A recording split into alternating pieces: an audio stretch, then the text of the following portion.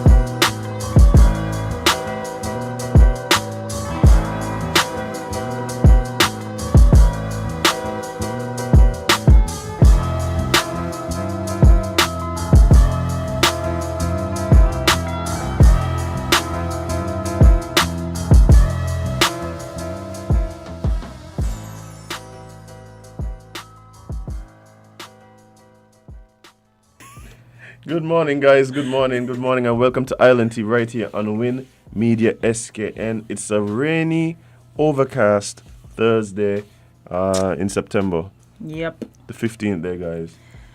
Mid-month. Storms are come. But you're here with your faves, me, Azem, and of course, I'm joined by the lovely Jade Gwenny Gwenadita, CPL Martha Stewart, Tushran Johnson. Who is presently doing her checks on her phone. Yes, got to make sure we're up and running all over. We are. We definitely are. I've come to expect nothing less. Of course not. But Jade? Yes, buddy. How are you? Sleepy. Well. And the weather ain't helping. I let on the bed this morning and said, bye. And I have to tell Azim ain't coming by. He just gave me a nice little shot there. You know, if you did tell me this man, I wasn't coming there then. Because it wasn't going to work. It wasn't going to work, Jade. It was not going to work. It was going to be the worst show ever. I probably would have fallen asleep right here on the screen. And then it's like it's live stream. I would have been a meme. I'd have been the Independence meme. Did I talk about you for you? What? Did I talk about you? That I said, bye, dear, drop sleep, are you sure? Ma, watch you. The memes would have been ridiculous. Let's get them. What? Well, I got to clean the camera. Oh, the camera clean before you do them things. You need some for the gram? Yeah, man. You know, the people know we're here. The people know we're live and... we call it sorry, friend. that was my bad. Let's do this again. Let's do it again. We're good now. Yeah, the people live with LNT. Oh, boy. But, yeah, I'm extremely tired as well. You're on the show with the folks. Why you so sleepy? No. Maybe your excuse better than mine, you know? No, Jade. My excuse ain't a good excuse. Jade, let me tell you. No, Jade. See, that's the problem. See, if you don't tell the people, then they'll assume. And the problem is, people tend to only assume bad things. Okay. That's the way we live in. Look what I do to Jesus. Speaking of Jesus, hey, big up DJ Wood this one time. What? Yesterday we were at the venue for the show that should have happened tomorrow. But hey, let me not put that out there. I have no official word on whether the show is happening or not. So nobody say Bailey say on the radio ain't happening. Yeah. But we were talking to Woodis and somebody called him and say, what is the show happening tomorrow? I said, well, why this shit gonna happen? I mean, I could think of several reasons. The pastor said, when they say storm coming, what they say, but stop your stupidness. You know how long they say Jesus coming? Wow. I don't feel like it's the same situation, but that's just me. I was like, but what is, no man knows the time or the hour. I'm telling you. But we know when the storm coming. Definitely know. We know when the storm. Nima has been keeping us abreast. The meteorological stations up and down the place been saying the similar things. So yeah, but it's interesting. Jed, what's your what's my what? Prediction in terms of whether like what this weekend gonna look like? I feel like inside or outside. I feel like it's gonna be a mix of both. Like between today and Saturday, looking a little inside. I look at inside, okay. But from Sunday, we're outside. We're outside. We call that weekend revenge. Yeah, man. I mean, we're still hoping that somehow, the little storm that, well, it ain't a little storm though, because for some reason it decided to turn into a whole tropical storm. Remember when we read the article, it was like, it's only a 20% chance. That's what I'm like, how this morning now, that come telling me is a whole tropical depression. I mean, a whole tropical storm, sorry. Got a whole, no, in a depression. I'm going to read it to you in a second. Let me just do one thing, and I'm going to show you what's going on. But, it got a whole name Fiona. Yeah, Fiona out here doing too much. Fiona is doing too much. I'm not going to lie. Fiona acting up. Because this morning, it now says, let me tell you, last night was, okay, yes. So, 2 updates ago, it was a depression. Yesterday, it said Tropical Storm Fiona. What? Yes, and that one said at 11 p.m. a tropical storm watch has been issued for the Federation of St. Kitts and Nevis. This was yesterday. This morning now, Tropical Storm Advisory number 4. Moisture and instability ahead of Tropical Storm Fiona will maintain unsettled weather conditions across the area over the next 24 hours. Additionally, above normal swells will continue to impact some coastlines over the next 24 hours. What you saying anyways? Oh, okay. I've been stuck. Yeah, man, just chant the song on the board. It's a very long time. Chant the small songs on the board. Never get weary. Neither Fiona by. Yeah, in here. A high surf advisory remains in effect for north and eastern facing coastlines. Residents are advised to monitor the progress of the storm and look out for additional updates from the local authorities. Met Office, NEMA, and NDMD. You know if you know why? Really and truly. Shane, we got things to do tomorrow? Probably not. Shane, I got my pastel to wear. Oh. I don't try my outfit and say, you know? What? Can't wear it too. No, I think well, let me know so that I can wear no one up yet. But. No. And, yeah, I mean, I got that pastel, but I was going to make something happen. Yeah, I know I could make some shit, man. I'll make something happen. But, wow. It's a lot happening. I went to Nevis yesterday after the show. There was a gospel explosion number 3 that happened in the cultural village last night. Hey, big up to all the performers, but I got a lot of singers, man. Yeah, man, singers got talent. Big up G-Ban and Marriott Providence was here. No idea who those people are, but I can tell you. That's the purple flare that I was singing, you know? Yeah. Okay. I know but the lady, if you hear she songs, you're going to be like, oh, she sing that, oh, she sing that, oh, she sing that. Usually. Yeah. And, well, they had a gospel wet fit. I think it wasn't a gospel explosion, it was a gospel wet fit. Because the rain come down, the people jamming the rain. Sometimes you need to just do that, because guess what? You're done there. Just enjoy the nice little cool down. Yeah, and big up all the sippers who were at the show last night. A couple of sippers hit me up. Okay. Let me know they enjoyed the show. Big up yourself. Even some of them who went up from St. Kitts. That's good. But also, speaking of Nevis, we have to big up Mommy Howell. Regular caller on the show. Man. Tomorrow is her birthday, but we ain't gonna be on the show. Yeah, we're gonna be here. So I had to big up today. So happy birthday, Mommy Howell, over there in Nevis. I know she's listening, guys. She always listening. Always listening. Love you. Yeah. Have an amazing birthday in whatever form it is given. No, but she gets a holiday for her birthday. Yes. But is it a holiday if you stormed in anyway? You see what I tell you? Listen, who we got to wait for these things? Because Harp, I tell you, we got to talk to Harp. They're going to have to guess back with holiday, you know? Yeah. They're going to have to guess back with holiday. We're going to have to redo National Heroes Day. Look, this by me, right now with this holiday. Look, you're supposed to be National Heroes Day. Supposed to got a big concert. Nobody know going on with that. If you get stormed in, like, you would have been home anyway. You would have been home anyway. So it's like the holiday gone 2 ways. Fast forward, we got Independence Day. They're talking about we got the Money Queen. Who got the Money Queen? Sorry.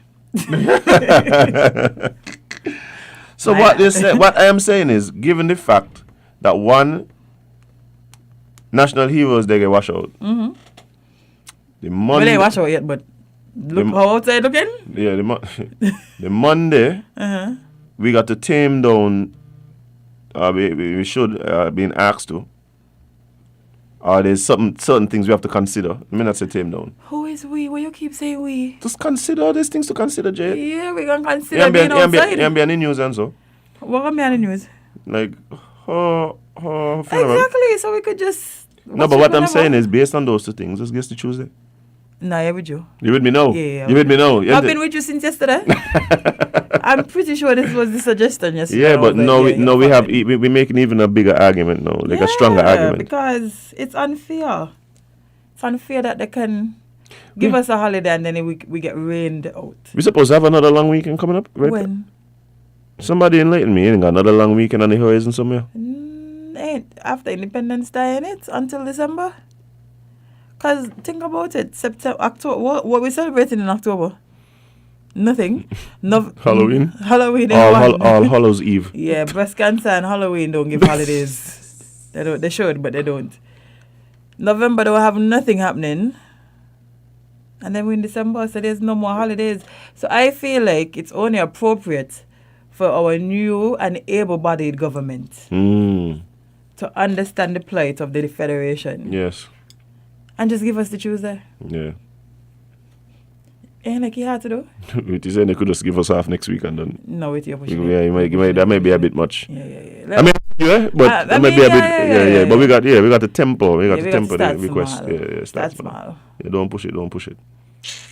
All right, but hey, that's what it is, and we wait for announcements. Yes, y'all make sure y'all charge y'all stuff, fill y'all bottles. Hey, one thing that I must say though, even given the fact, well, excluding the recent issues with the generator, Skellig been holding up pretty decent. The Skellig don't play. Listen, you see how quick load shedding finish? Well, it may if you finish, but it's on pause. Yeah, they tell us a month. It's like, you know, they was like, hey, this is gonna be a week, right? But to make them feel like real good about what we're doing, let's tell them a month. And then not do anything else after that. No, yeah, because they don't work out and take a week. But if you tell them a month, you know what it is, Jade? That's what you call. That's something I live by too. Eh? Over. No, you're undersell and over deliver. Yes. Big vibes. Undersell and over deliver. Big vibes. Keep everybody happy. Anyway, did you see that? Sing for me, friend. Sorry. Oh. La, la, la, la, la. Yeah, did you feel like a little ticklish too, you know? It's tea time.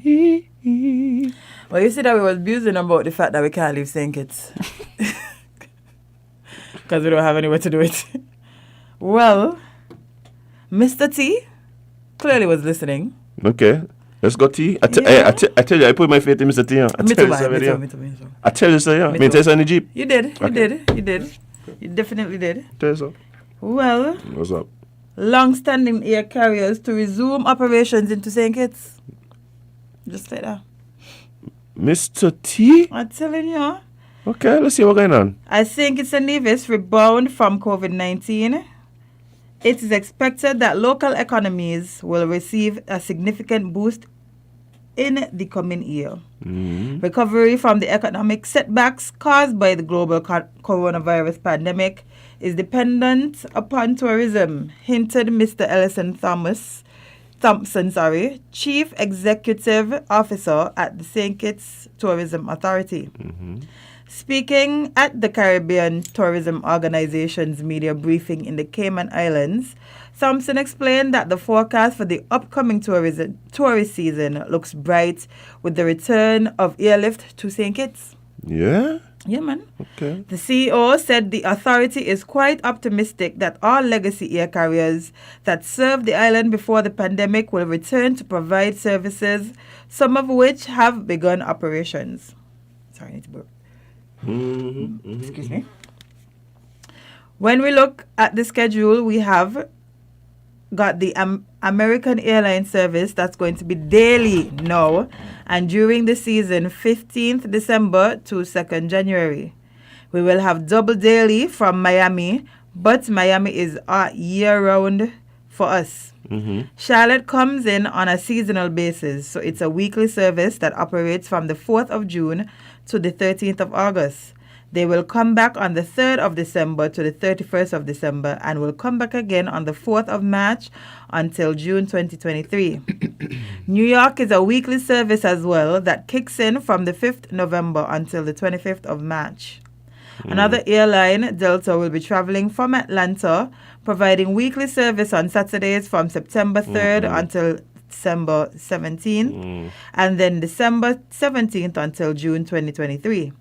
According to Thompson, another airline, United Airlines, will be providing services to St. Kitts from Newark beginning December 3rd until March 25th. Meanwhile, Air Canada will resume its operations to St. Kitts on November 5th. Air Canada terminated services to St. Kitts during the height of the pandemic based on a decision made by the Canadian government to stop all commercial flights to the country. The tourism CEO said that the St. Kitts Tourism Authority will be embarking on a mission to promote the Air Canada flights to St. Kitts. British Airways never stopped its operations to St. Kitts. However, the airline will now have 2 flights from Antigua that operate on Wednesdays and Saturdays. Happening, okay. Yeah, I thought that was happening already. Most all of them things are happening already, except for the Air Canada. But go ahead. Thompson informed that the St. Kitts Tourism Authority is marketing the island's tourism products in the United Kingdom. As it relates to regional travel, the important part, the tourism CEO named several airlines that are slated to operate between St. Kitts and neighboring islands. Amongst them is the Leeward Island Air Transport. In terms of regional service, we got Cibourne that comes in from San Juan, and we also have out of St. Martin Winair. And then Liat also provide regional services as well. The return and increased airlift comes a month after the announcement by the newly elected St. Kitts Nevis Labour Party government of the lifting of COVID-19 entry protocols. Vibes. Okay. So I'm really happy to hear that they're working on the flights, recognizing that there's been a real shortfall, yeah. But okay, let me put it this way. And I'm saying this with all love and affection. All right. That is due. Mr. T, you're going to have to give me some of the energy like your namesake. You don't have to wear 120 pounds of gold necklaces. No, you don't have to. Yeah, that's a little ridiculous. And 4 gold rings on each finger. Yeah, that's not what I'm talking about. You can look a little ridiculous, I tell you. Yeah, that ain't really his style. That ain't really his style. But what I'm thinking is, I'm going to need him to put his foot in the neck of American. Like... I saw some people talking about the prices, right? I tell you, it's crazy. I said, buy good thing, me now go America. Watch here. We can't afford that. Right now we have the leverage because American been screwing up. American Airlines been screwing up, right? Yeah. They've been screwing up. So look, you all been dropping the ball. Y'all know how much traffic y'all cost us during CPL, which is something that that is a big booster to our sports tourism product. Big time. You know, much people was trying to come here, didn't come because one of the prices, and then 2, even when they paid you all to come, they end up in reach because they're stuck in Miami. So look, y'all can't handle it. Y'all want to do twice a days, just what you call it? Down in December. I think it was like December 3rd to 31st or something. Mm-hmm. Something like that there. But my thing is they need to be doing 2 days now, or at least send a bigger plane. Send a bigger plane. Yeah. They're just overbooking the flights all the time. And if you don't want to do that, no problem. We'll find somebody else to carry some of the load. That's all. I think that's it. They let an American stay there and like gangster them. Oh, if I bring another airline, we'll stop coming. We'll stop coming then. Because some other airline and do what it is you want them to do. Exactly. Y'all don't handle it. This is what so when you're greedy, you want everything, but you can't deliver it. They're afraid of JetBlue. That's what happened. JetBlue come here, problems. What? Wait, more leg room? Oh, imagine that. Imagine that. I mean, you could get a Spirit, but I afraid Spirit bad. I fly on Spirit. I fly on Spirit a few times. It got to a point, right, Jade? When I was touring, I would tell tour managers, do not book me on Spirit. Like, I used to miss all kind of shows, lose all kind of bags. Oh my gosh. You got to pay for everything. Yeah, JetBlue just sounds ghetto. JetBlue, sorry, Spirit just sounds very ghetto. But it literally got to a point that I would tell the tour managers, do not book me on Spirit. Anything but there. Anything but Spirit. Yeah, I tell you. You got to listen to the Prime Minister's... What was happening yesterday? The Prime Minister... What I had yesterday? I don't know. With Tao Baptiste. Oh, the Prime Minister's lecture? Serious? Yes. I caught part of it, and I was like, oh my God, I could listen to... I think Tao was a very good... Mr. Baptiste was a very good choice. Yeah, but... I mean, I haven't heard anything. I haven't seen anything. I have to actually go and watch it from the beginning so I could catch his entire speech, because when I... So it's online? Yeah, it was on ZZ, I think. Okay. Somebody was streaming it. But I caught the end part, and then I caught some of Isaline's response. And then where I turned it off was where this man was he wasn't asking a question. He was giving some comments, and I just was like, okay, I'm gonna come back. The comments to gonna try off? Yeah, I was trying to power through it, But then I said bye. I just got to come back. Yeah, you could do that. You could, All right. Let's see what's on this caller's mind. Good morning, caller. You're live on LNT. What's up? Good morning, my son. How are you? Good morning. Happy birthday to come. Somebody put you up to some mischief this morning, right? I don't know what you're talking about. Thank you so much. Thank you so much. I don't know what to think of this birthday because there's so much thunder and all that stuff coming ahead of it and more coming after it. But anyway, I'm going to take it 1 minute at a time and just enjoy.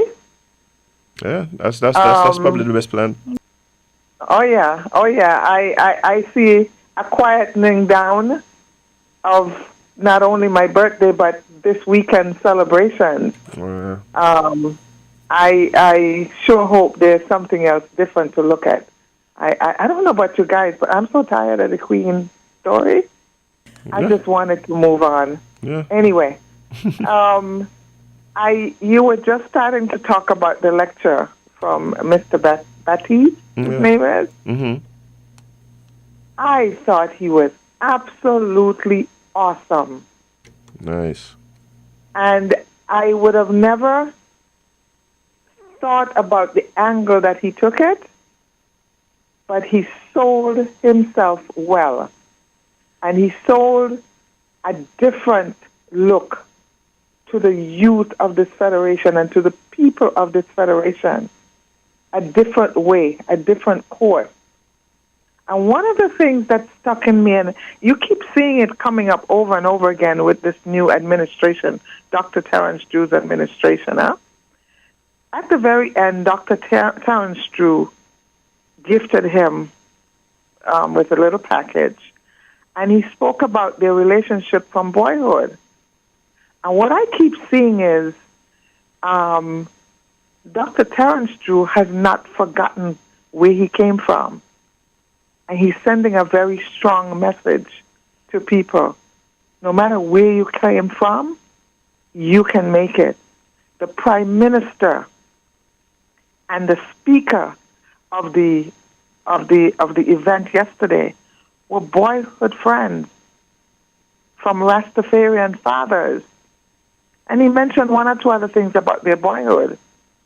And I thought, wow, what a message. All of those school children sitting in that audience, and as Jade said, I was looking at it on ZIZ, and I just happened to be scrolling and found it. I didn't even remember or expected it to be on there. But it was an awesome, awesome delivery that he gave. And he kept telling and pushing the point about choosing your course, your journey, and make a choice and do what you want to do with it, but be the best that you can be with it. And it was a very strong message, and I hope that ZIZ replays it a couple of times. I hope it even gets replayed in the schools so that the children in their masses together can sit down and listen to it, because it was an awesome delivery. Thank you, Dr. Drew, and thank you for what you're doing. Thank you for the messages that you keep sending us and showing us the path that you've chosen. It is a very, very strong message that you're showing us. The ministers, have you guys been watching the ministers in their visits with the schools? Yeah, I saw some pictures from that one yesterday. Wow. Do you know how much it means to these children to see their leaders take the time out and come and spend time with them and hug them? Because many of these children in these schools they have that aspiration to be the leader of this country one day. And we are setting up a trend here to promote our young people to choose a path of direction that many of us will think, I can never do that. But yes, you can. This is a yes, you can moment. It's awesome. It's awesome, guys. Anyway, let me stop my preaching. No, man, you're always welcome. Aslam, if you come to Nevis over the weekend, we got to sit and have a drink, have something to eat together. So let me know what your schedule looks like. For sure. And bring Jade with you.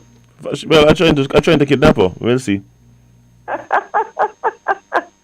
Anyway, I always listen to you every morning. Every morning I listen to you guys. And we appreciate that. What a show of richness, and your discussions and where you take it. It's awesome. It's awesome.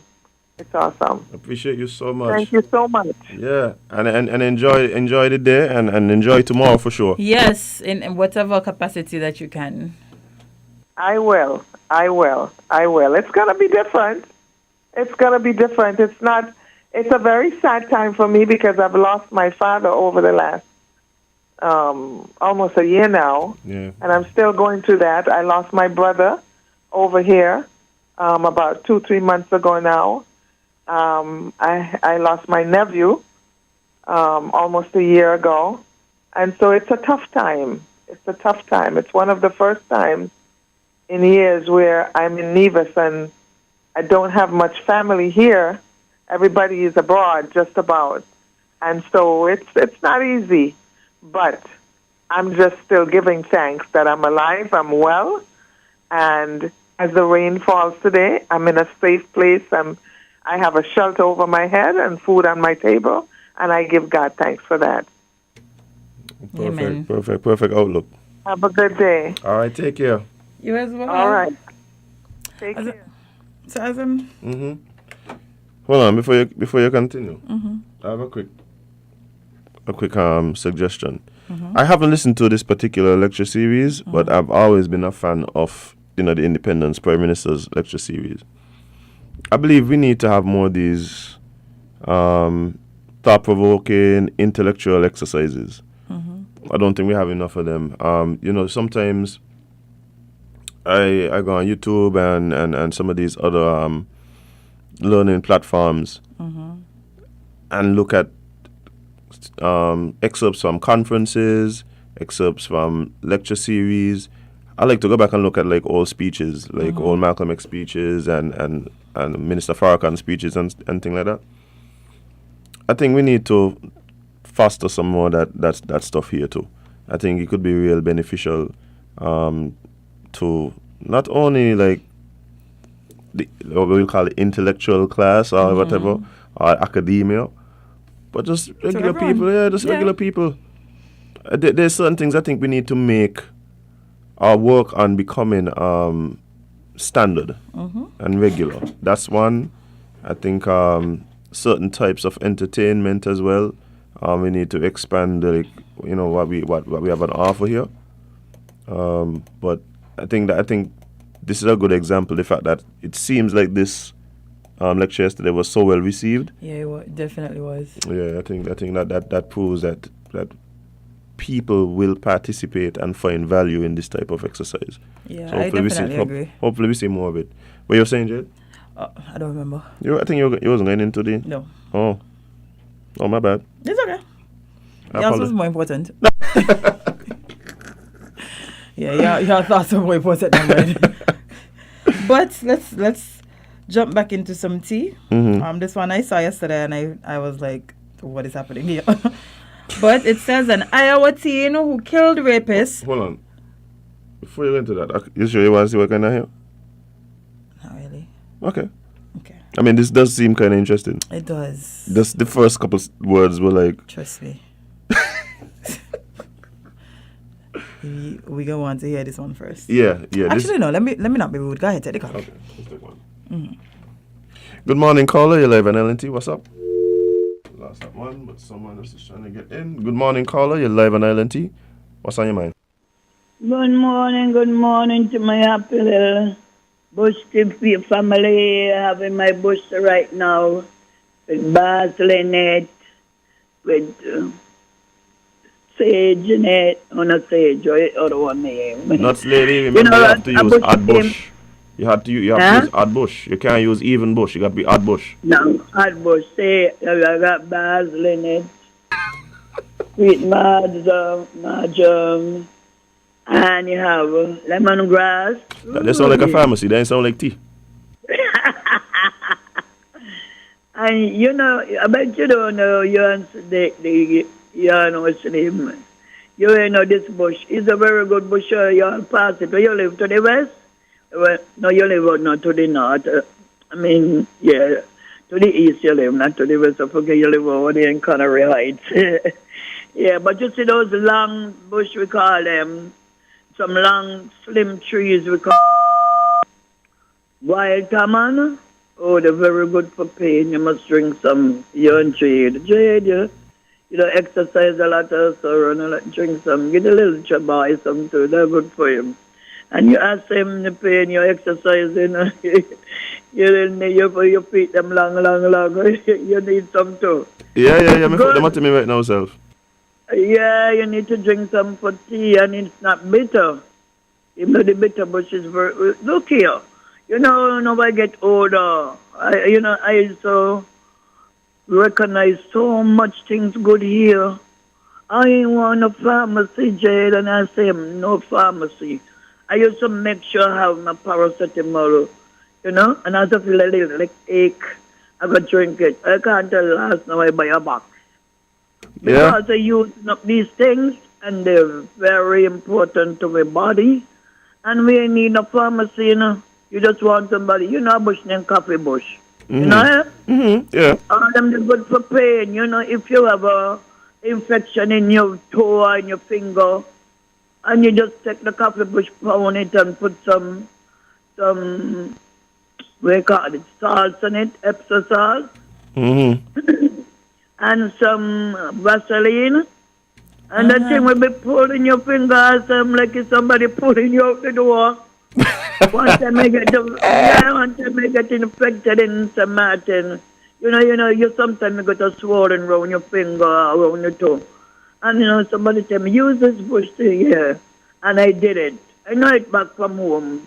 But I didn't know you could have done that too. And I sprung it up on man.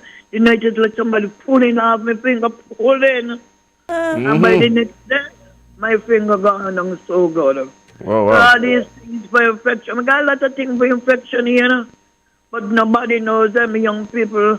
How that to drink. I'm going to drink all. Yes, all till 80, 90. Yeah, with the speech last night, it was very awesome, very informative, very awesome. I enjoy it, That's when one could, relate where they come from and so. And there's not a shame. It was very, very, very awesome. We need some of that, as you say, more often. We need to put this thing in the children in head. What they going on, what you want them, what they will like to be, not what you want them to, what they like to be. They want to be a doctor, a helicopter driver, a plane, a pilot, and all kind of nurse, a doctor, And I see some people doing it the other day. I don't know if because of the COVID, the cut down. They dress them up like today. They got a little nurse clothes suit and the little army suit and the pilot suit, and they will match them downtown. I know a really prophetic that they were doing it of now coming on to independent or not, but yeah, we got to put it in the head, and so as the lady from Navy said. Yeah, definitely. Yeah, and independent. In 89, you was a child till you're Jane, I'll be here. I was telling her I'm for. What a rain for the independent, man. Mr. Simmons really tried to prepare it by, but Yes, when he come and he wash it, he mash up me, he wash me out and all. Oh dear. But next lady, thank you. We have to jump back into our story because we have a guest next. Have an enjoyable weekend. And then me hear you again and do your thing. No, we ain't gonna no more, no big celebration, but just stay at home, look at the TV and enjoy it to the fullest. Bye-bye. Bye-bye. But I'm not saying just a wealth of information. Listen. I mean, I still haven't tried drinking the shilling oil. I don't think that's... But remember, it was just a tip. Remember, it was just a tip on your tongue? And he gave it a COVID. Well, you do it and let me know how it goes. Well, I don't have COVID, so. Okay, wait. But yeah, she's right. Somewhere between there, she was completely right. Of course. Yeah, man, always. Generally is. Oh, yeah.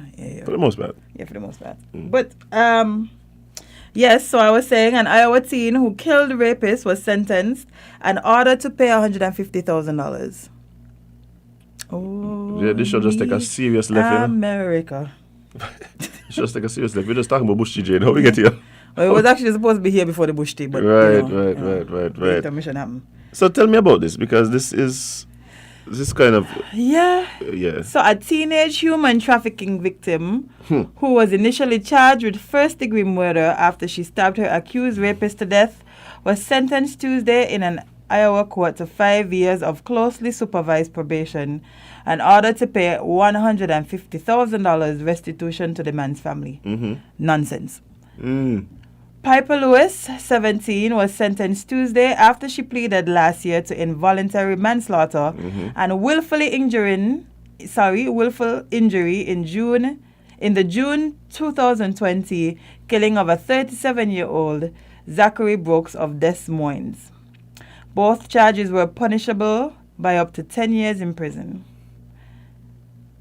Okay. Polk County District Judge David M. Porter on Tuesday deferred those prison sentences, meaning that if Lewis violates any portion of her probation, she could be sent to prison to serve the 20-year term. As for being required to pay the estate of her rapist, I love how this article is written and it just keeps mentioning that it's a rapist and not a victim. Vibes. This court is presented with no other option. I'm pretty sure you had more. Porter said, noting that the restitution is mandatory under Iowa law that has been upheld by the Iowa Supreme Court. Lois was 15 when she stabbed Brooke more than 30 times in a Des Moines apartment. Mm-hmm. Officials have said Lois was a runaway who was seeking to escape an abusive life with her adopted mother and was sleeping in the hallways of a Des Moines apartment building when a 28-year-old man took her in before forcibly trafficking her to another man for sex. Lois said one of those men was Brooks and that he had raped her multiple times in the week before his death. She recounted being forced at knife point by a 20-year-old man to go with Brooks to his apartment for sex. She told officials that after Brooks had raped her yet again, she grabbed the knife from a bedside table and stabbed Brooks in a fit of rage. Justifiable? Very much so. Mm-hmm. Police and prosecutors have not disputed that Lois was sexually assaulted and trafficked. That's not the question. That is nope. But prosecutors have argued that Brooks was asleep at the time he was stabbed and not. Cold blood. Cold blood. I still feel it is justified, man. And not in an immediate danger to Lois. Okay. Immediate. Wow. Okay. Iowa is not among the dozens of states that have a so-called safe harbor law that gives trafficking victims at least some level of criminal immunity. Lois, who earned her GED while being held in juvenile detention, acknowledged in a statement prior to her sentencing that she struggled with the structure of her detention, including why I was treated like fragile glass or wasn't allowed to communicate with her friends or her family. My spirit has been burned, but still glows to the flames. She read from a statement she had prepared. Hear me roar, see me glow, and watch me grow. I am a survivor, she added. Me want read no more. I don't upset. What's your views on this thing, Jade? Well, I think some laws in Iowa needs to be looked at, obviously, because... This happens all over, Jade. Yeah, I know, but we're specifically talking about Iowa, so... Okay, so... based on your moral compass, like what you feel should have happened. So basically, she calls the police. I'm like, hey, I did a thing. I did a thing. I did a thing, guys. Definitely did a thing. You might want to come check. You might come check this apartment here. Yeah. This guy ain't doing too well. Police reach. Partner there stabbed 30 times. Well, you know. Dead on his bed. Listen, as an adult, right? Because he's an adult. We have to learn that actions have consequences. So if you take up the little people and pick me off the road, well, not you, but if you decide to have sex with the people and pick me, forcibly raping this underage child multiple times over weeks, and she walk out, you know what? You go home to God. Just so you just got to go. No, but that's how we went, Jade. Yeah. He paid the consequence. So I see the thing is I don't know if. Okay, sometimes we need to make better choices in life. Because if he didn't do that, he was gonna be here still. But I think if you see my things, if you take it from that perspective, then the same argument applies to the young lady. Oh, what she do wrong? Not unless you said make better choices. Yeah, so perhaps she could have made a choice that didn't result in her paying the $150,000 now. And being at threat at any moment to go back to jail for 20 years. Stabbing him? Walk out while he's sleeping, Jade. But who said she could have? I'm pretty sure if that was an option, she would have tried. No, Jade. She saw an opportunity to take it. No. Yeah. I'm telling you this because I've been following the thing. I've been following this story. So, they asked her, they literally asked her if she could have walked out. She was like, yeah. But she was angry, and everybody understands why she was angry. Yeah, I'm pretty sure if somebody was continuing. As a matter of fact, all through the hearing, right? The sentiments were kind of like, hey guys, we understand why she did it, but there's based on the law, and not only based on the law, but also like, hey, there's this man who's dead. Okay. And okay, you know what I think? Let me move the conversation a bit further. Can I did better, but I mean one bit. No. But that's. I think what happens is people are wondering, are discussing should she have faced any consequences for her actions? And if she should have, What then what would have been appropriate in their minds? And then the thing is, everybody's coming down on different areas, right?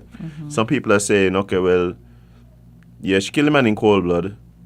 Everybody understands the motive, but that in itself speaks to murder. Like, so that's the difference between certain levels of murder and things like that, where you have, okay, we understand the motive and things like that, right? So yeah, we understand the motive, but motive is generally needed in these in when we're talking about certain types of cases and distinctions of manslaughter, murder, etc. Right? So that's not the point. For me, the issue is we have to evolve our laws to take into consideration the victimization of perpetrators. I'll give you another example. In Europe, particularly in England, right, there's this phenomenon now where there is older persons, generally men, who are involved in drug trafficking, who employ children to do some of the drug running, right? We call them like lines or something like that. They're like, basically, you get a young child, you give him a bag, you tell him jump on the bus. Oh, it's because the consequences for the child going to be less than if he's an adult. Right, right. But not only that, it's just saying you. But what happens is a lot of times the children aren't just like coerced with payment and things like that. A lot of times they're under threat of violence. A lot of times these children come from low socioeconomic situations where they're easily manipulated. And they tell them, oh, well, we're going to kill you if you don't do this. Or we already know you did it, we'll rat you out, that kind of thing. Now, when the children get caught, there's an acknowledgement by the police that this is the situation. The child is showing them, hey, the man said he was going to kill me if I didn't carry this thing. Like, see it here in my text. I have proof. They sit here, they're like, well, you're the one who get caught with the drugs. I'm sorry to you about your situation, but you have to face the consequences. Tusk. So it's not a matter that I don't think the child shouldn't face consequences, right? But I do believe that there should be some consideration towards yeah. So I think that's one of the issues with our laws. Like, they don't recognize that sometimes hurt people, right? And not only that, take into consideration. Sometimes that happens with the sentencing when they go, hey, we understand the situation, so we're not going to give you the max. But sometimes even the minimum seems like a lot. You see what I'm saying? Yeah. Sometimes even just the minimum, because the judge could have sent her to court, to jail for the 20 years. And so it's like, he obviously made a judgment call there and said, hey, we're going to put you on probation. Please. Between this time and this time, just be on your best. Just stick to what we're saying. But at this part about the money, we ain't got to think. Now, the other issue I have with this situation, they call runners, yeah. So Gawain is telling me. Thanks, Gawain. But the other part that I have issue with is when someone is murdered and then the perpetrator has to pay the estate of the slain person, right? No problem. But how come when sometimes the victims do whatever and they go to jail or whatever, especially when there's some type of financial loss, the estate don't have to pay for the person? Why don't go the other way? You want the government to take up the good money? Not the government, the estate of the person. So if I have to pay the estate because, well, the person ain't here no more, okay, the person got in jail and then I owe this $3,000 because, well, the estate should be say, hey, start out that there too. Because it says that you recognize that there's some liability there or whatever. That's why I would have to pay if I do something to the guy. Or the young lady or whatever. How would you? It might not be fair, but hey. Then perhaps maybe the money shouldn't go to the estate in the first place. Who knows? Conversations to be had. Yes. But let's take this call really quickly. Caller, it's going to have to be short. But good morning. What's on your mind? Good morning, guys. It will be short. Morning. But, I'm asking myself, where is she going to get that money to give the family? If you want me, I wouldn't work a day. I'll sit down, woman, stay and live on welfare. I won't work to give them a dime. Because where she gonna get it from? Even if they put her on probation, why she have to pay this money to the family? Shouldn't the family be paying her for her, the man misusing her body? They should be paying her. This is nonsense. Utter nonsense. You have a good day, guys. All right, thank you so much. Thank you so much. I think that conversation about who's liable and who's responsible, yeah, that's a conversation to be had by. Yeah. But who knows where that can end. But I want to jump into some other conversation, Jade. Yes. Guys, indeed. we have a very special guest in studio with us. We're actually going to take a small break and be right back. Stick and stay. You don't want to miss it.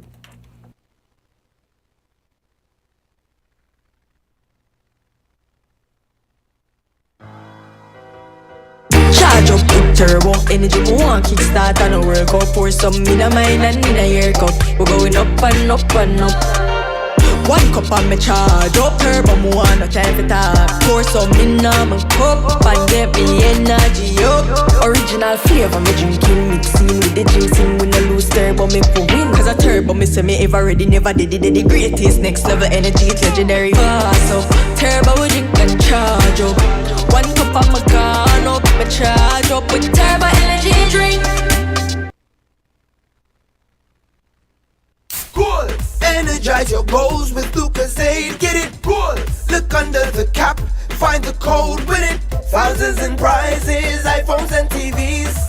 Or win 30 grand US dollars for your goals. That's goals. For a chance to win $30,000 US. Purchase any Lucozade Energy promo bottle. Look under the cap and find the code to win iPhones, TVs, and free Lucozade or $30,000 US to energize your goals. See website, social media, or press for details. Lucozade, taste the energy.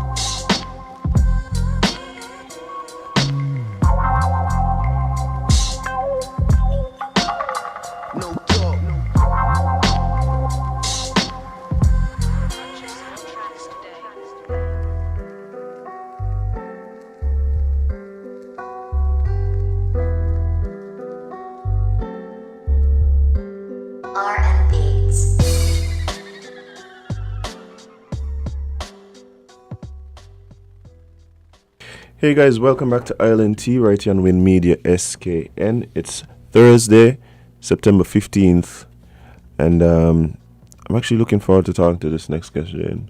Indeed. Yeah, you too? Yeah, man. You too? That's what's going on? Yeah. But guys, we have in studio with us a very special lady.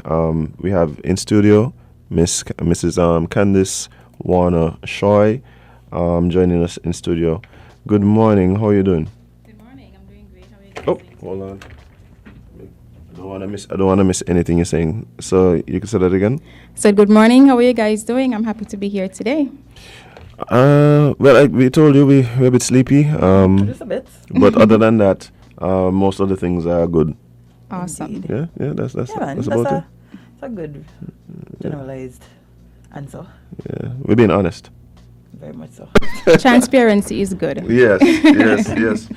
But I kept saying this was a really I'm looking forward to the interview and talking to you because some of what has been happening with you professionally, I think is quite amazing and inspirational. But before we really mention that particular part, I would just love to know a bit about you. You're obviously a daughter of the soil, born and raised right here in St. Kitts. Yes, Sandy Point. From Sandy Point. I'm going home. You're not them Jade. No, don't judge. You're not them You Jade. can't judge yet. What does that mean as Sandy Pointers, why? Sandy Point. I love ours. Yeah, man. We're humbly proud. That's Humbly, you hear that? See? See what? I'm going home. But so born and raised in Sandy Point, and obviously would have gone to Sandy Point High School. Yes, I attended the Sandy Point Primary School, Sandy Point High School, and then graduated from CFBC. Oh, Yes. wow. And you are involved in what is the exact term of the industry that you're involved in? What is it? Hospitality. Yes, hospitality Right. industry. And you're presently employed where? I'm currently employed at the Marriott St. Kitts Beach Club, and I'm the general manager at the resort. Hey, wait. Let's don't gloss over that. Okay. You said you're employed by the Marriott St. Kitts Beach Club. St. Kitts Beach Club, and you're the general manager Yes. at a particular facility. Yes. Well, I must say congratulations. I don't think that is any small feat. Not at all. Thank you. And we'll talk a bit about that that appointment. But I'm curious though, did you always have a passion for hospitality? And growing up, or let's say even in CFBC, was that the area that you studied, or was that the area that you were interested in? Actually, no. My ending up in hospitality is actually not a unique story. I think some of us actually fall into the same category. When I attended CFBC, I was more thinking about leaning into the political field. After that, I went to UWI, and I did a bachelor's in government and international trade. Imagine that. Yes. And then, came back, and I'm sure many of us can relate that you go to university and you come back to seek employment, and sometimes the opportunities that you're looking for are not always available. So you take what is available. Right. And to my luck, there was a position open as a sales gallery coordinator. Was it something I was fond of at that time? No, but I made that decision to take that position, and obviously the rest is history. Well, I don't even know what a sales gallery operator is or does. Neither do I. So I was actually responsible for booking tours, sales and marketing tours, so that the representatives were in a position to sell the timeshare, the industry that we're in, the hospitality industry that we're in. Okay. So I could understand you coming back, having this view of your life, and sometimes when we finish with university, we have this idea of how things are gonna go, where we're gonna go. Okay, so what I have to do now is I need to find this particular job in this field, bam, bam, bam. And it doesn't always work out how we envision it to be. Hardly ever does. Yes. And so you were then employed at the Marriott, and it does seem like there is a bit of a progression from where you started to where you are now. Right. Tell us a bit about that that path that got you to where you are now. Certainly. So I was in the sales gallery coordinator position for about a year, and shortly after that, I was promoted to a sales and marketing supervisor. Along that line, I was moved into a front office managerial role. I was front office manager for 5 years. During that time, I would have opened the pre-vacation planning team for the front office, the at-your service team for the front office, and then I was charged with the responsibility of introducing an activities department while I was front office manager. That pivoted me into the operations manager role, and under that responsibility, I had the leaders of the housekeeping team, front office team, activities team reporting to me. At that time, there was a staff of about 70 associates prior to COVID. And most recently, based on my training, development, the experience, and the goals that I would have attained during my role as operations manager, I was granted this prestigious opportunity to be promoted to general manager. Well. Look at that. Well. So it's not exactly where you start, right? Right. Yes. Well, I mean, let's take a step back even, because you would have entered into the position almost, I'm assuming, almost as, hey, I'm back from school, I need to earn, and here's an opportunity. You took it. And I was green. Yeah. No history of hospitality. Imagine that. Yes, no interest at that time in hospitality. But it does seem, from what you're saying you were in that role for about a year initially. Mm-hmm. And so in order for you to be transferred, promoted, moved in the way that you were, it had to be that you were showing something that the organization recognized as being valuable, right? What would you say were some of the traits that you displayed in those initial positions that would have they caught the eye or put you in a position to then attain some of what would come later? Sure, but before I get into that, I'll speak to what piqued my interest into actually staying into hospitality after that first year, going in without any knowledge of what to expect. So working in the sales and marketing gallery, I had an opportunity firsthand to see the sales executive sell vacation experiences to persons who wanted to purchase timeshare. And there was one particular moment, there was a family who had just purchased a vacation week to return to St. Kitts for the following year. And just the experience that they demonstrated in owning the opportunity to return to St. Kitts and how memorable that was to me, I said, I want to be a part of this. I want to add value to persons' vacation experiences. I want to be a part of this story that the Marriott St. Kitts Beach Club is selling to people to return. And that really is what piqued my interest into staying into hospitality. So there goes my bachelor's in government and international trade relations. But in addition to that, I think what I displayed that the company saw in me, first, the St. Kitts Beach Club invests a lot in training. So they saw that I had the potential, they nurtured it. And it's important that, you have leaders who are able to recognize your talent. When that is done, then they do what they need to groom that talent, and that is what was done. But from my own personal skills, I would say that I would have shown a keen interest and discipline myself to give my best, although I had no history of working in hospitality. I think sometimes when we don't fall into positions that we expect to, we don't necessarily take the opportunity to bloom where we are planted. I took all the trainings that were offered. I asked questions. I networked. I find out, what can I do differently? How can I grow? And I put myself in a position where I would raise my hand so they know, hey, she's interested in growing. So the opportunities were there, and I basically took advantage of that.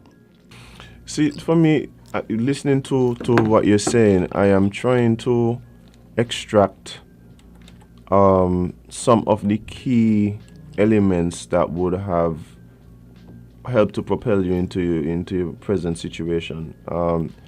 And it's obvious to me that you seem to give maximum effort, or there is a conscious effort to do your best no matter where or what it is that you're doing. Is that a fair assessment?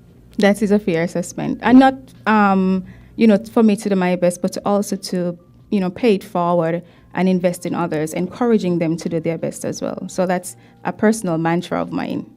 Yeah, and I think that type of mentality and mindset, it's people see it, right? People acknowledge it, right? And I think being in a situation with what you described as having leaders who recognize and nurture that could only result in more and more people, achieving, right? You said that then you moved into front office, and how was it now that you've actually made up your mind? Hospitality, I like it. I'm moving forward in this particular field. How was it now going into some of these more, let's say, upper positions where you have to manage people and stuff like that? Was there ever a point in your mind where you felt like, am I qualified for this particular role that I'm in? I think naturally, as humans, sometimes we tend to second guess our ability until we are placed in certain scenarios where we are forced to function. You get thrown in the fire. Yes. Thrown in the fire. That's really yes, thrown in the fire. They get thrown in the fire. And the transition was dynamic, moving from a more structured role to front office and managing various departments, pre-vacation, at your service, and activities. As a new manager, it was quite an experience that taught me a lot about working with people and, of course, being able to balance that with dealing with guests and meeting the goals of the company. And during that time, I was able to develop my additional skills of accountability and working on my competencies, whether it was building relationships or developing my communication skills, so that I would place myself in a position where I could manage all the stakeholders that were involved. You see, I'm listening to you, I'm hearing talks about accountability, networking, people management. These are things that sometimes I think we don't really focus on. Some people, we try so hard to get the certificate or to get this degree, not recognizing that some of these skills are just as important in your success as what you might have sat in a classroom and learned. Of course. I think when you have to work with people, having strong interpersonal skills, people skills, that's critical. Especially when you're depending on people to get the work done, right? You have to be able to make that connection with them. And what I've learned is that working with people, they don't really care about how much you know. They care about how much you care. That's what they want to know. How much do you care? How much do you want to invest in them? And how much would you demonstrate what you're saying? You're a leader. We speak about accountability. We speak about communication skills. But are we really applying that and leading by example? Mm-hmm. Yeah. Listening to you, I really appreciate what you're saying, because far too often we find, especially in the hospitality industry, that the people, they don't understand the importance of interpersonal skills and interacting with staff as well as guests in a certain way. We want to always be trying to sell the experience of, yes, we have such pleasant people, but being pleasant to not only just the guests, but to the people that you work with daily. Of course. Is so important for any business. Yes, that's where it begins, actually. If you are not able to have that relationship and take care of the persons you expect to get the work done, then it's a disaster waiting to happen. You set the stage with your associates. We call our team associates. So I set the stage with my associates. I encourage, I motivate, I inspire, because by extension, I expect them to go out and do the same thing when they're interacting with the guests. And just the funny thing about it is, right, the industry is literally called the hospitality industry, right? And sometimes you feel as though That's not the energy you're getting by. They're not really hospitable. No. Some people, and it's so refreshing when persons recognize that, and like you said, not only put that energy into the customer or the guest, but also just everybody around them. Yeah. Speaking of dealing with the people around you, your associates, your team, what do you think about the dynamic that exists now in your present position, being someone from here? Do you believe that gives you a certain advantage or a different perspective? Because I know traditionally we have come to expect that persons in upper management in this industry in particular generally aren't from here and generally don't look like us. Right, that's true. And so how has that your background, you being someone from right here, how has that aided you in your position? And do you think you have a different perspective because of it?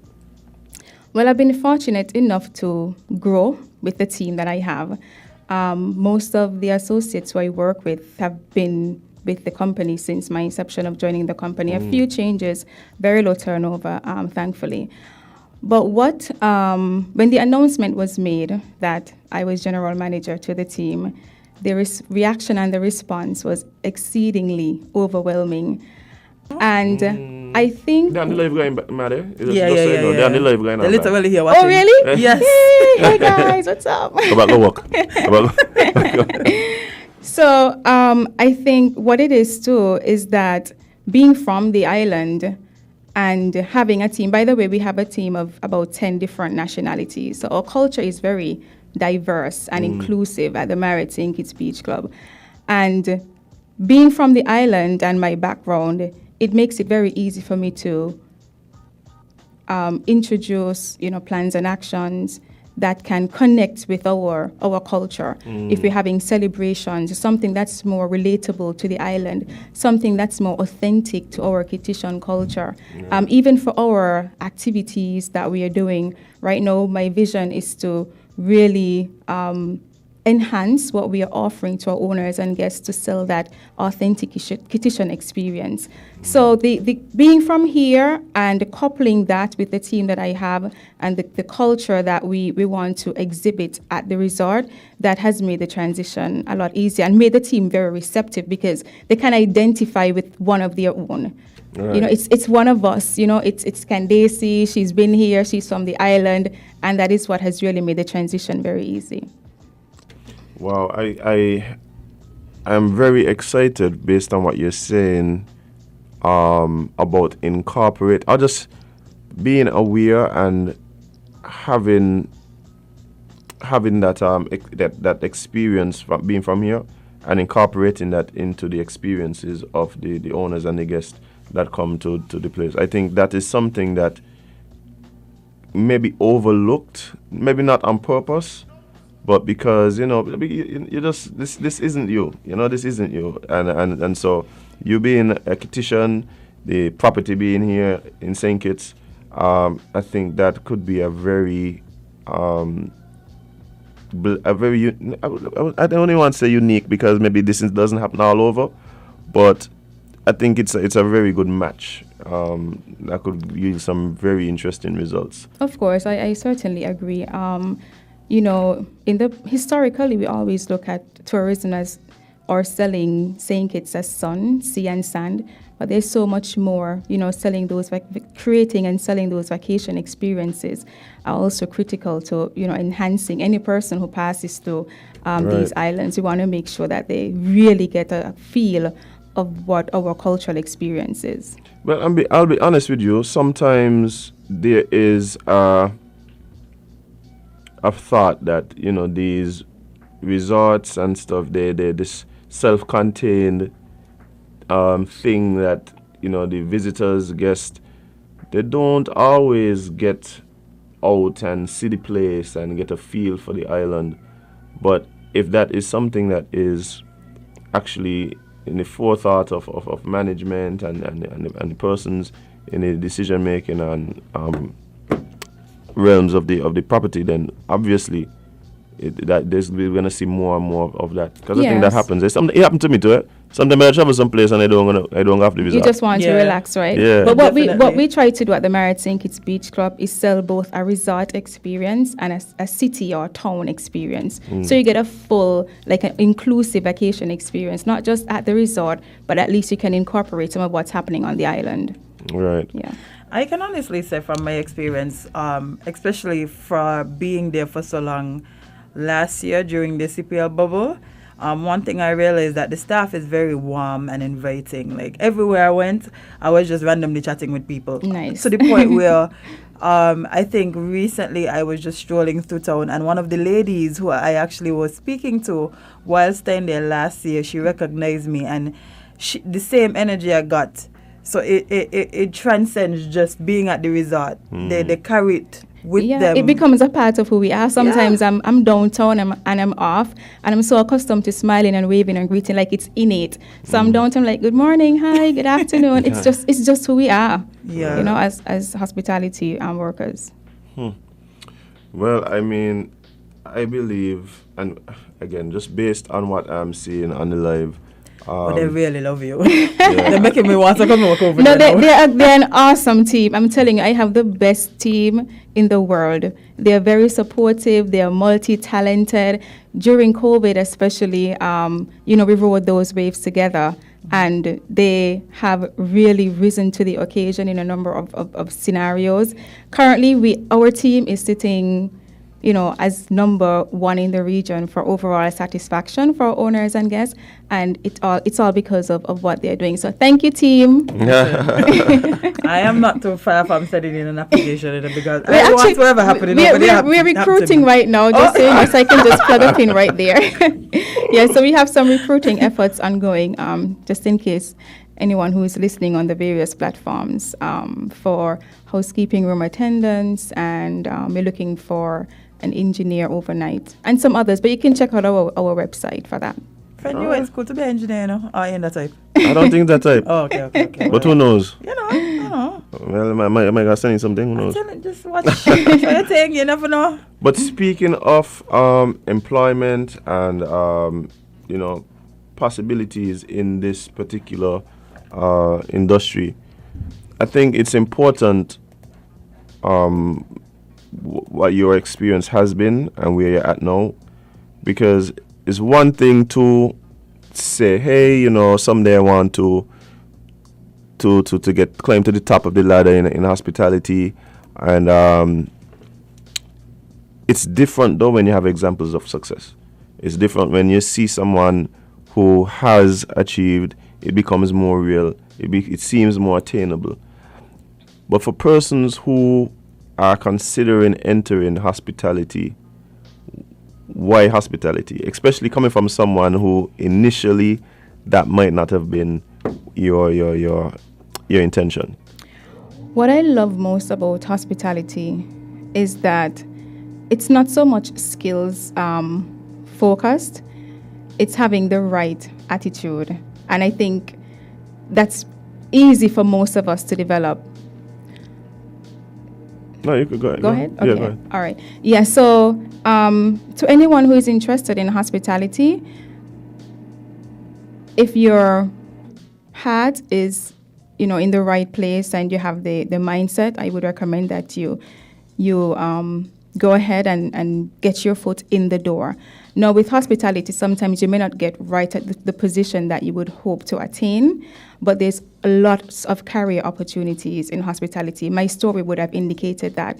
I have a number of associates. There was a time when my front office team was at least 75% of associates who would have worked in housekeeping, because the cross-training opportunities and the growth and the training that we are exposed to really positions us to any career advancement.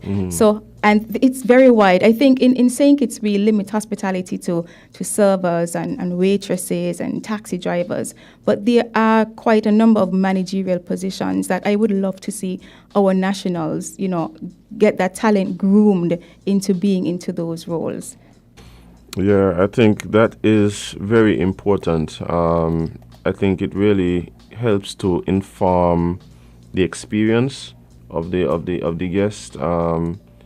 And I do believe that is something that is lacking, a real cultural understanding of where we are sometimes and how we do things. And I really want to see more of us in those positions, curating the experience for those who come and want to, take a slice of whatever it is that we have here to offer. Yes, and in addition to that, one of the visions that I have too really is to, as the GM of the Marriott St. Kitts Beach Club, is to collaborate with the hospitality college, really see where those students are and really inculcate in them the values they should be taken away so that they can incorporate those into the hospitality industry. I had a very interesting conversation with someone who works at the college, and they were really interested in us really building that partnership, because I think there are a number of opportunities that we can really have the colleagues at the college excel at, and in doing so, to a certain extent, it provides an opportunity for us to create a more sustainable recruiting pool, because sometimes it's very difficult to get persons to apply for hospitality roles. So fostering that relationship in the early, sets that premise for us to have that talent to select from. Oh, awesome. Well, I'm looking forward to what's next, not only at the property, but also with these other initiatives that you mentioned, with the CFB and so forth and so forth. But unfortunately, time is fast spent, and we're gonna have to wrap up. But it's been a real pleasure talking to you this morning, Candace. I could see why your associates love you. Thank you. Why. It was my pleasure as well. And whenever you need some time away from work, feel free to book a night at the Marriott St. Kitts Beach Club. Our team will be happy to take care of you. Jed, I feel that was an invite here. I feel it as an invite. The general manager, so. Yes, because hey, the general manager. But Candace, again, it was a real pleasure. Thank you so much, and look forward to hearing from you again. Likewise, thank you so much. You guys have a great day. You as well. All right, thank you.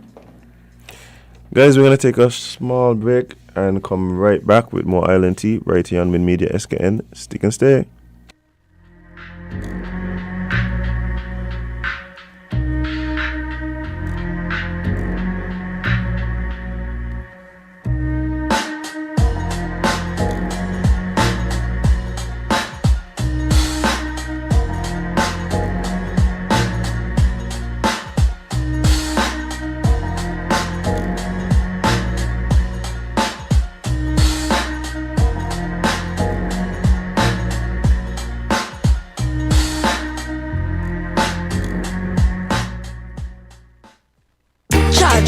Turbo energy, we want kickstart and a workout. Pour some in a mind and in a year cup. We're going up and up and up.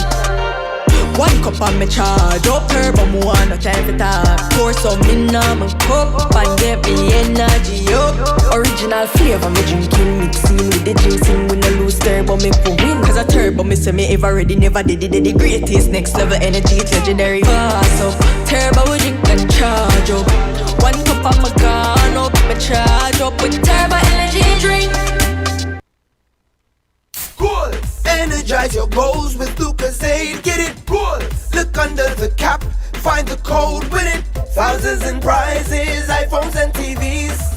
Or win 30 grand US dollars for your goals. That's goals. For a chance to win $30,000 US. Purchase any Lucozade Energy promo bottle. Look under the cap and find the code to win iPhones, TVs, and free Lucozade or $30,000 US to energize your goals. See website, social media, or press for details. Lucozade, taste the energy.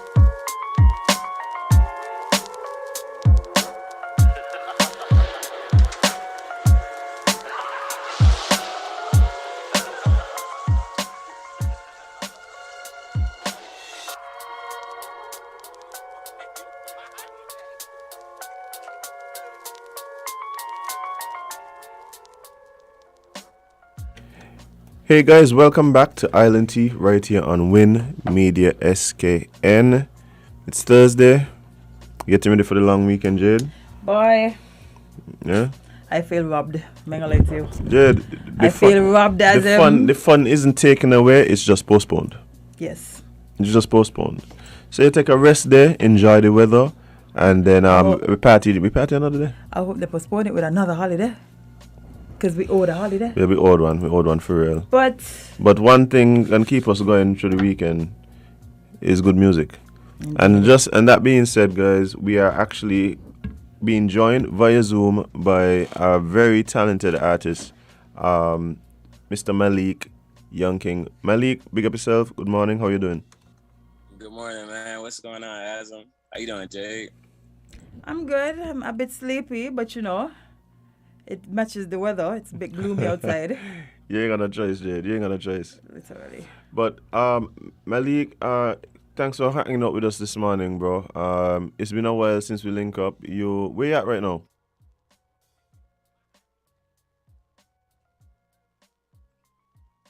Right now I'm staying in Miami right now. Okay. My internet kind of like bad because I'm on the road traveling, but yeah, I can still hear you. All right, sweet. All right, so for those of the persons listening who may not necessarily know who Malik Young King is, let them know who you are and what is it that you're into.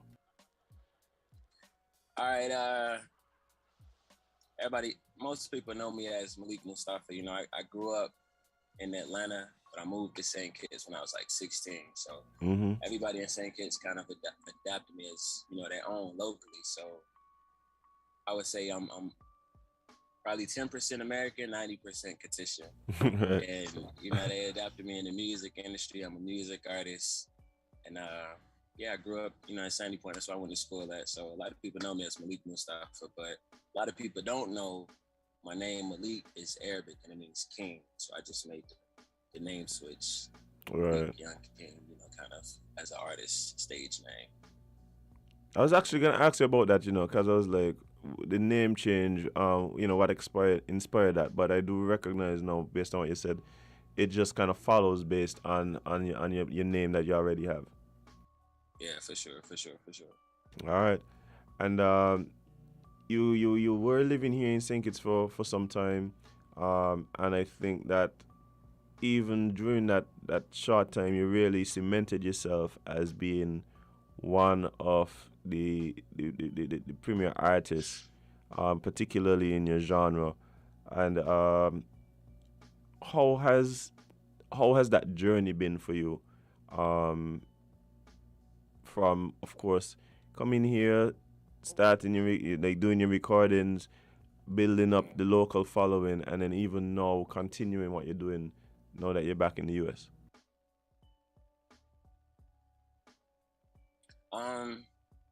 I say, as you know, a lot of people know in St. Kitts, the rap industry isn't really, I guess, widely accepted. You got your fans who like the rap music or hip hop music, but the main culture is like dance hall. Right. So it's really, it's not kind of hard. It's really hard to compete in, that industry.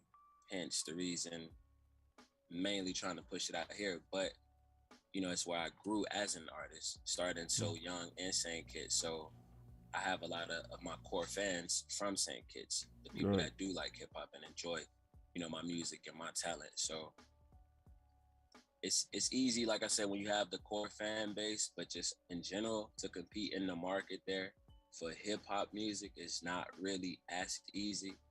But I still, like I said, I still got my fans that continue to push me in St. Kitts. And you also got to take some credit for that, for having me on Music Fest in 2016. Yeah, for sure.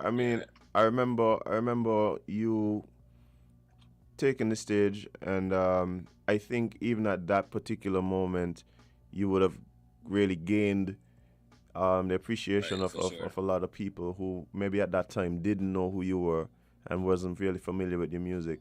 How was that experience, the Music Fest experience?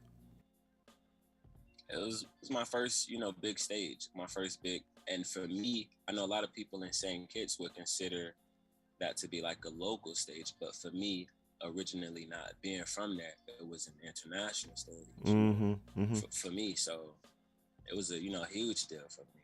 You know what I'm saying? Like you said, it gave people the chance who didn't know me to see me live and me to grow my fan base that way. Well, I mean, yeah, I mean, you spoke about how hard it is here. As somebody who does primarily rap, hip hop music, but I would say even though the artists have it difficult, I do believe that there are a lot of people that appreciate or listen to rap and hip hop music on the island. Why do you think it's so difficult for the artists who are based here to gain some of that appreciation from the local fans, even though a lot of them do listen to that type of music? I think it has a lot to do with just like the culture in general. If you didn't grow up, listening to that, or you didn't, a lot of things that American hip hop artists for sure speak about other people in different countries, not just St. Kitts, other people in different countries wouldn't be able to relate. So if I say something about, I don't know, a shooting or something that happened, last week in New York, in a grocery store or something, like a lot of people, they don't, have that in St. Kitts. So it's probably a barrier, when it comes to understanding certain situations, and also like a language barrier. Maybe the slang that I might use, other people in different countries might not use, so they can't really understand me. Or even like the beat, my type of beats that I use for my music is more like slow pace, and a lot of music that comes from the Caribbean especially is more up tempo, fast pace. So it's just a culture. Okay, I got you. But you have now been back in the US and of course still pursuing your music. How has it been continuing to work on your craft, building your career, building your fan base? How has that been going? It's been a steady pace. I say not a slow pace. It's been a steady pace. It's like every year I always progress. Every year I might not release a lot of music consistently. I try to be a perfectionist. I know it's hard. They say it's impossible, but I don't like just releasing anything. So I might release something, here, and then don't release something until like a year later. I'm trying to, get past that. But for me, I like to take my time on my music, make sure my fans that I release it to, they, appreciate it. It's what they're expecting from me. I don't just want to, give them garbage or something that I threw together in 10 minutes. So it's been a steady process. I got a lot of new things on the way, but yeah, that's what I'm gonna say about it. Well, I'm happy to hear that you got stuff in the pipeline. I think that's kind of where we at now, where we really just thinking like, where's the new music? What can we expect? Right. Matter of fact, I think you just dropped something, a video for a song of yours early September.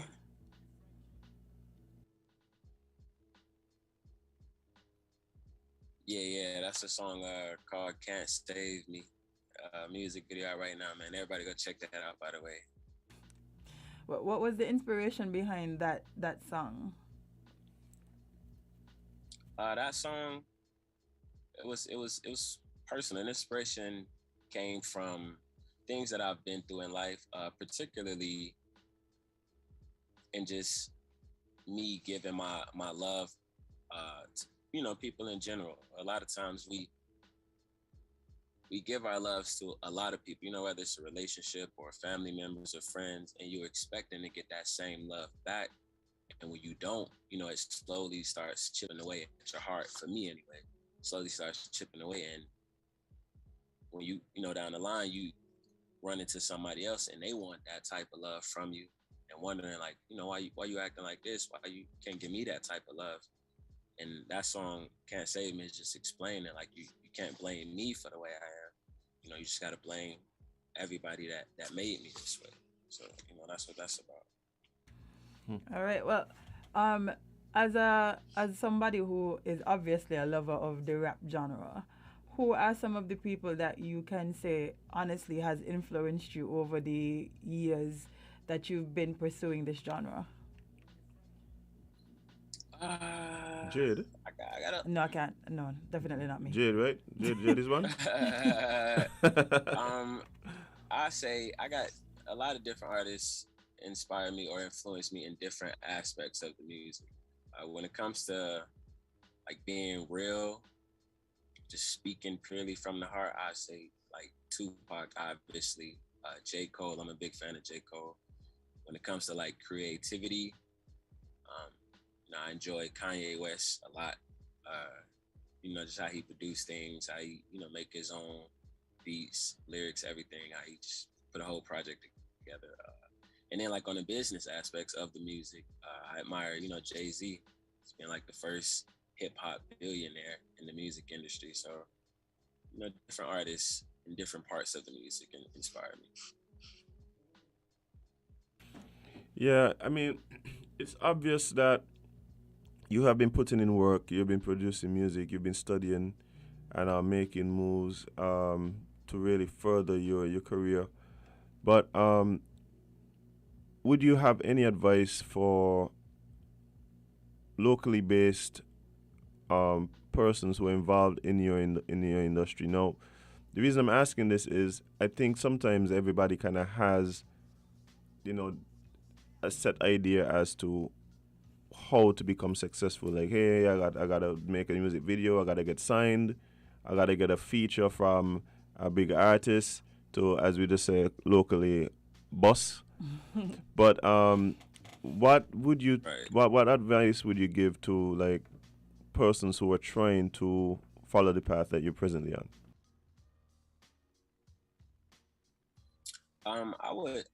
I got two different advice I would give. One, I would say try to learn as much as you can on your own, as far as, producing or doing videos, promotion, all of that, because nowadays a lot of this stuff costs, and if you don't got the money for it, you're just gonna be stagnant and sitting. So you gotta learn how to do some of this on your own. It makes it easier for you. And then two, don't be scared to reach out to the people that do know, or somebody, that might be on a higher level than you. They might record music, or they might write music, or, they do shows and videos that you don't do. So don't be scared to reach out, you know what I'm saying? Ask for help. For sure. I think that first bit of advice that you gave is quite important. Learning as much as you can about the business, the art. I think that in itself is huge. Understanding videography. You might not be Spike Lee, but you understand a bit about that. You understand a bit about how sound works and how to record. That goes a long way. And like I said, even the business end of it as well is quite important. I think sometimes that's where we fall short. We're so in love with the music that we forget that it's the music business, and that part kind of gets lost sometimes. So I think that's pretty important advice, actually. Yeah. So what about collaborations? Have you ever put any thought into collaborating with some of the artists here? I know it's not a lot of them, but we do have some pretty good rap artists that have been making waves. So have you ever put any thought into collaborating with any of them? I actually got a couple songs that I got in the vault right now. Like I said, I've been working for like the past year, so I have a couple songs with some pretty big artists over there that I'm just right now keeping. I got a lineup. I want to release this first, then this, then that. But you'll be hearing this song. So all of this that you have in the talk and looking to release, is this leading up to something specific? Can we expect an album? Like what's happening? That's crazy. We was just talking about it. Me and my team, we was just talking about possibly releasing something in a couple of months. For my birthday is in March, so I'm thinking about releasing a little project, maybe an EP in March. All right, awesome. Well, I'm definitely looking forward to that, and when that comes out, for sure, you gotta come back on Island T and let us know exactly how that's been going. For sure. But in terms of, you know, the collaborations and how is that process working for you? Is it like, do you feel like it makes it difficult to collaborate when you're, you know, physically, geographically in one part of the world and artists are in another part of the world, you know, not being able to be in the studio together, that type of thing? Do you think that affects the art? Is that part of your process that gets hampered? How does that work? Not really. I mean, the day and age we live in, everything is, you know, social media and you know, everything is online, so you don't even have to really be there physically with somebody to collaborate. And me personally, myself, I don't really like too many people in the studio when I'm recording. So I really kind of prefer to record my music, you know, by myself solo and then send it to somebody. So you're not the type of person who needs the entire like female football team in the studio while they're recording? Nah, I can't. Probably just like one person to kind of ask, you know, what you think about this, but I don't need the football squad. Yeah, that's only you, Adam. Yeah. Yeah, you got to, you know what I'm saying? Most of them is just security, so. I got you, man. Big guy, yeah. Yeah, I mean, everybody's process is a bit different, and I'm always interested in the creative process. The type of music that you generally release, I think, is something that may fall outside of the stereotypical, or let's say the stereotype that exists when we talk about rap music. Where does the inspiration come from you for your music and that path that you're on? Not necessarily being, like I said, the stereotypical type of music that we associate with rap. My inspiration, I got to give a lot of credit, you know, to my father. Great guy. That's my role model. Biggest, you know, person that I could aspire, you know, to be like, and just really follow his path. You know, he's a great guy. Like I tell anybody that. And like you just said, the stereotypical rapper a lot of times don't grow up in the home with their father. You know, so they just forced to find, you know, a way on their own, and a lot of times they veer towards the streets, which don't always end up in a good situation or outcome for them. But me being able to have the, I guess I would say, you know, privilege to have my father, you know, raise me and being in the household with the strong man and someone who stands on morals and values, I think that influences my music to not be like the stereotypical, you know, rapper. Well, I think that's actually something that we may take for granted. Yeah. You know, the way those influences come out in your art, and like you said, sure. it might be that your music isn't stereotypical because you didn't grow up in a stereotypical home, right? And Right. I think that takes a lot of self-awareness to be able to identify, and the fact that you've identified it, I know that means that you are conscious about what it is that you sing. Do you feel like a sense of responsibility when you write and when you record, knowing that this is something that's gonna be put out and pretty much there forever? Yeah, definitely. I try to not, one, degrade women for sure, because, you know, I don't want my son to grow up and listen to it, and not even just him, but the younger generations. I don't want to be the influence to give up that. We already got a lot of that. So, you know, it makes no sense for me to add to it. But yeah, definitely. You know, I just want to be different, go against the grain, like you said. A lot of stereotypical rappers, they talk about violence, like gangs, money, women, all of that. And for me personally, it's not really necessary. I could be more creative not doing that. You know what I'm saying? That's easy to do. But the creativity comes when you talk about something different than everybody else talking about. Yeah, I definitely agree with you. It does take a bit more creativity to be different and to go against the grain. And your music definitely does that. Like, sometimes I listen to music and it might be a bop, like you feel it makes you bop your head and thing, but you don't walk away thinking, like it moves your head, not rattles your brain. You know what I mean? It doesn't have any substance, basically. Yeah, and one thing about your music, it does make me think.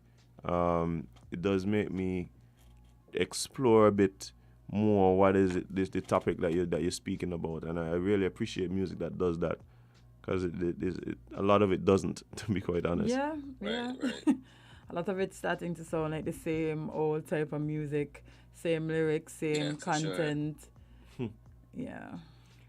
Well, I mean, we're talking about a lot about your music, and I'm sure there's people who, based on what we're saying, would be curious to check you out and check out the type of music that you do create. What's the best place for them to find the music that you've put out already?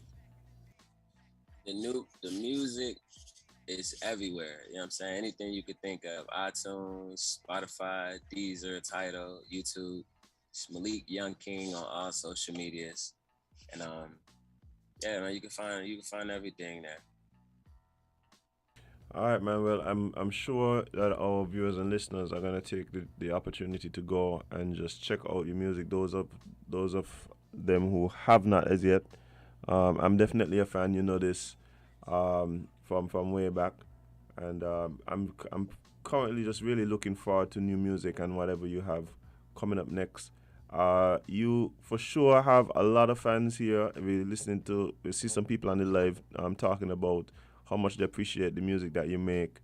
But of course, I gotta give you the opportunity, since you're not here right now, to shout out anyone who may be supporting you from back here.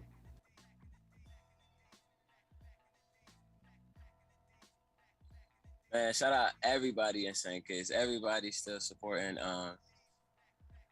Can't forget about, where I grew up in, Sandy Point. Man, just like I said, just shout out to the whole St. Kitts, for real. Yeah, we've had some Sandy Point interviews today. Yeah, but Sandy Point been taking over the show today. Yeah. I don't know if that's a good thing or a bad thing, but it's the perfect time. Yeah, for sure. But it was a pleasure having you. Time has run out on us. We have to leave to go battle some, I don't even know what to call outside, but a monsoon. Yeah, it's looking very gloomy. So we appreciate you joining us though, and we look forward to all of your new music, your new projects, and anything that you will grace us with using your talent.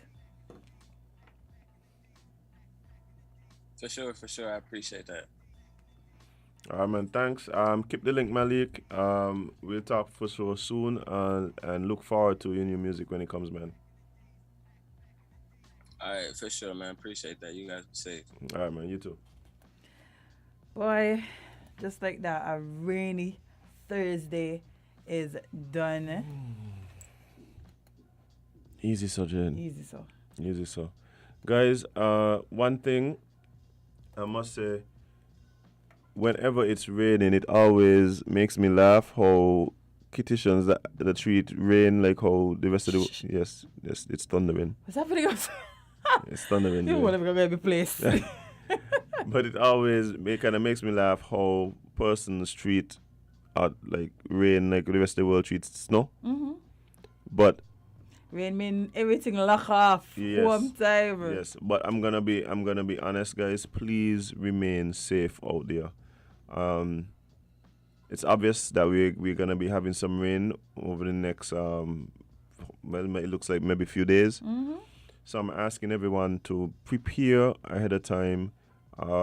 If you need to you know, one of the other things that I think people forget too. Morning afters.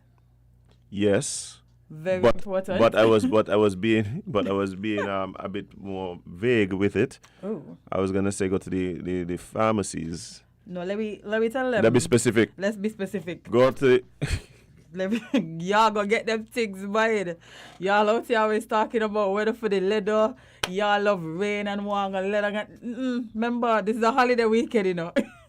Friday is not an option. Mm-mm. Do not let Thursday, this weather tonight, trick y'all. Mm-hmm. And then Friday y'all up and down scrabbling. Yeah, you got them little girls. Lord. But no, on a serious note, guys, remember those of you who are on medication, it's gonna be difficult. Remember, tomorrow is a holiday. Mm-hmm. Saturday, who knows what state you're gonna be in? You and the island. And not a lot of them don't open on Sunday, and then Monday is a holiday again. So for those of you who need medication and different, wow. And make and need the things. The things from the pharmacy. Go get them today. Look out for your fellow man. Remember, when you buy the land, you also buy the neighbors. Yes. So it make no sense say you don't talk to that one and that one. Mm-hmm. They're there for a while, man. Yeah, man. They're there for a while. Yeah. So also very important. Make sure you charge all of your devices. Yes, your devices, your battery packs. You know, make sure you fill up with the water bottles. Get your documents in order safely. Put them in the little plastic baggies to keep them safe from the water. They should be there anyway. But they should have been there a long time. Just make sure still. But for y'all tired people who like to wait till the day of, when the rain start to fall and the thunder start to thunder don't strike. Roll. I always catch me. Be sure to make sure y'all have all of your stuff in order. Because again, weather changes so rapidly. As we can see, 2 days ago it was a tropical depression, and now Jade, which one of them it was? It was Maria. That just no. was Somebody told me this morning. Hold on. It was one of them. It was like it was Maria. Hold on. It was like a category 1 one day, and then you blink. Somebody and it was a category 5. Told me about that this morning. Which one I'm going to tell you right now, it was Maria. It was Maria, right? From a Cat 1 to a Cat 5 in a few hours. Yeah, I tell you, I remember that energy. Yeah, we was out here watching it like, okay, you know, we want a hurricane, but category 1 ain't too bad. I remember just thinking, Basseman gone in here. Listen. I remember thinking, Martin gone in. I think that's the year that I had like several panic attacks in the space of 3 hours. Wow. Watching the weather. Wow. Telling you, my marijuana intake went up. Yeah. Because boy, I was stressing. At the calm down. Yeah, I was stressing. I was stressing because the maths wasn't mathsing.